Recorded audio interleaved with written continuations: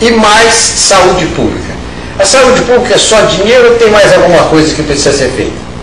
Primeiramente, acabar com a roubalheira, porque nos remédios é uma coisa louca.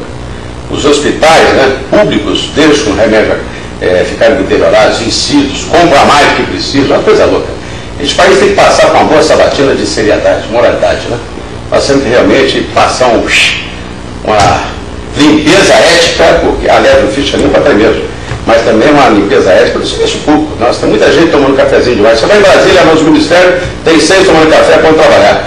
Não pode, gente, não pode. O povo está pagando impostos, né? Tributos, por isso que também eu falo muito. Impostos e tributos, exagerados. O Brasil trabalha 147 dias por ano brasileiro para pagar impostos e tributos, IPTU, IPVA, e não sei o quê, IPI, pelo amor de Deus, olha, na conta telefônica, 25% de ICMS.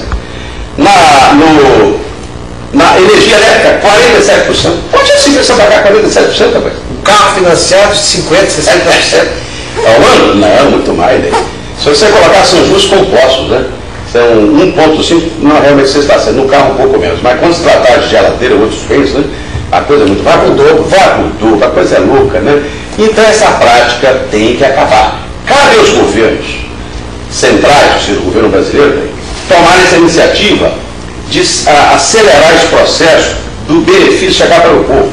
Aí os bancos vêm e falam assim, não, mas há muita taxa de inadimplência, há muito risco. Mas eu pergunto, quem deve, por exemplo, no cartão de crédito, chega no final do mês e não consegue pagar 15%, 20%, para 15% é o juro mensal.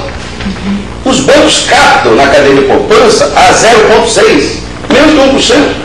Eu, por exemplo, sendo presidente da República, eu iria dizer o seguinte, senhores bancos, banqueiros, no meu país vocês poderão ganhar 30% no máximo de lucro.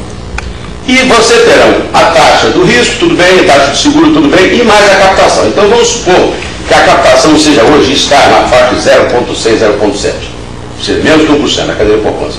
Se você colocar 30% em cima, será em tese aí, né, um ponto não sei o quê. Mais o juro, perdão, mais o lucro, a inadimplência, o risco, 2%.